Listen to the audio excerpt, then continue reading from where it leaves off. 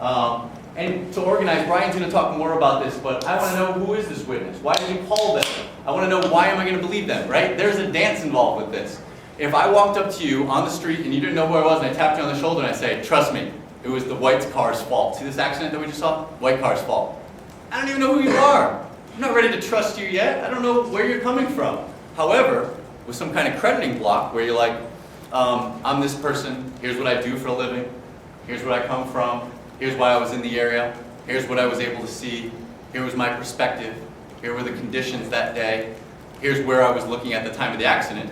All right, now we've danced a little bit. Now I have a little bit of a feel of who you are. Now I have a little bit of a feel of your framework of your personal knowledge in this case. So when you tell me now, after that dance, and after you've established that it was the white car's fault, now I'm a little more prepared to believe you as a witness. Now I'm a little more prepared to accept your testimony and take it on board as part of maybe what I'm going to take into the jury deliberation room, as part of this audience. So think about crediting and think about how you organize and present this witness. Okay? I think back to my witness prep. If I'm calling a witness in direct, I better have this chart in my head, or I better have this plan of what I need from this witness. Do I need these certain bullet points? Do I need these certain exhibits? I have to know that, and that's the thing when I get done with what I believe to be the end of my direct examination, and I say, Your Honor, may I have a moment? And I go over to my co-counsel, that's what I'm checking. I'm not checking an individual question, I'm not checking to see how did that sound, how did that come off. I'm checking to say, did we get what we need? Did we sponsor the exhibits? And if Brian's working on our direct now, not his next direct or not his closing that's coming down the road, but instead paying attention to what's going on in trial, he may say, no, this guy was supposed to put in the map. You didn't do anything with the map. And I say, Your Honor, may I resume? And I go back. Getting back to the actual parking lot, did you review a map in preparation for your testimony today?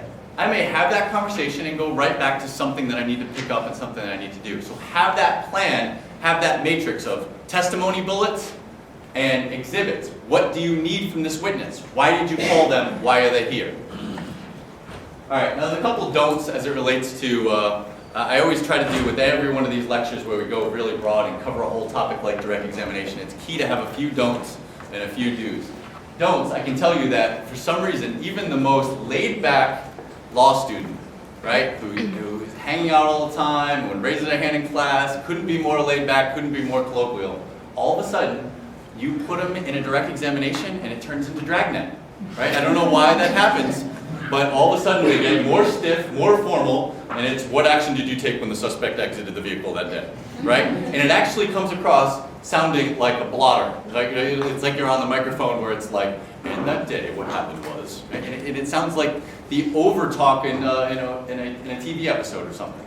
It sounds like you're doing the background voice. Just talk like you normally talk and present it using simple words for the jury. What did the man do when he got out of the car? Don't make it any more complicated. Your mission here is to make it understandable to a jury. So use simple words, use simple terms, use short, clear questions. And we're going to talk about as we get to exhibits, one of the missions that I have when I conduct a direct examination is to be repetitive, to revisit topics. If I want 12 people to gain an understanding of something, I better say it more than once. And I better reiterate it throughout. And I better make it a continued message that comes from not only this witness, but my next witness, and probably the two of us in opening and closing as well. I have to craft it as a message that I keep beating them over the head with. And I'll show you a little trick of how we do that with exhibits. Same thing, don't blindly recite. We give you these fact patterns, and you get mock trial fact patterns, and it comes in a closed packet. Every fact in there is not a fact for this witness. Right? I can't tell you how many times we hear direct examinations that are like, and next this happened, and next this happened. No, as a lawyer, your skill is to organize, is to edit, is to decide what becomes part of that examination and what shouldn't be part of it. Start with personal knowledge of the witness. Is this something that they know about, that they should be talking about? If we had 3 witnesses immediately prior say the same thing, do we need a 4th? Right? You are the one that is hosting this presentation. You are the one that's deciding what's in this conversation. Don't just blindly go through all the facts with every witness in your case. You actually got to be showing the jury that I called this witness for a little bit different reason. I called this witness, even though there's 5 eyewitnesses on the corner of the block when these 2 cars smacked into each other, this witness saw something a little different. This witness is direct, contributes a little something different that we'll synthesize in the end and close. Lastly, don't ask your next question despite the answer. Listen to witnesses and have a conversation, right? You want witnesses to talk, but sometimes the way I prep them dictates the way they talk. I want to tell them, give me your one thought. And then if I want more on that topic, I'll ask more questions. And then we can go down that road. We've all seen the witness that was not prepped that way, right? What'd you do when you woke up that morning? Well, what happens? You get an 18-paragraph answer from some witness about everything they did that day in response to what did they do when they woke up that morning. And then I got to backtrack and actually cover the stuff that I want to get. Think about it as you prep them to say one thought, one sentence each one, and you direct it with the next question.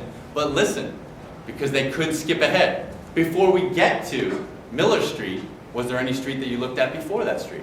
Yeah, it was Spear Street, right? So I have to listen. The only way I know that Spear Street was skipped was to listen to the witness answer and know that the witness skipped it. All right, something to do, right? So if I want to use a signpost to move ahead in the timeline, if I want to skip from 1992 all the way to 1999, and I want to say, hey, directing your attention to when you went to college, did you still have a relationship with the person then? I've moved forward and I've used this technique, this signpost, to move you forward in the timeline, right? When you get to the actual part of the testimony, that's the good stuff. When you get to, they were the eyewitness on the corner of the intersection, and now I want to present what they saw when these two cars smacked into each other, that's the point of the timeline that you slow down. You're covering question and question that just relate to a few seconds. You're slowing down the action. You're emphasizing the action. I might ask 10 questions about that very second when they're looking at the intersection and the two cars crash into each other, right? I can slow down and I can emphasize the testimony. And that's, again, your editing, your presentation. I can ask a bunch of questions about weather conditions, about road conditions, about the speed limit, about what happened with the lights, about everything that was going on. What was the pedestrian traffic like? I can ask all these questions that lead up to that very second, and I've slowed it down for emphasis. Juries understand, oh, he's asking a lot of questions about just this. He's asking a lot of questions about just 1999, about just sophomore year, about just that semester and in that class. This must be important.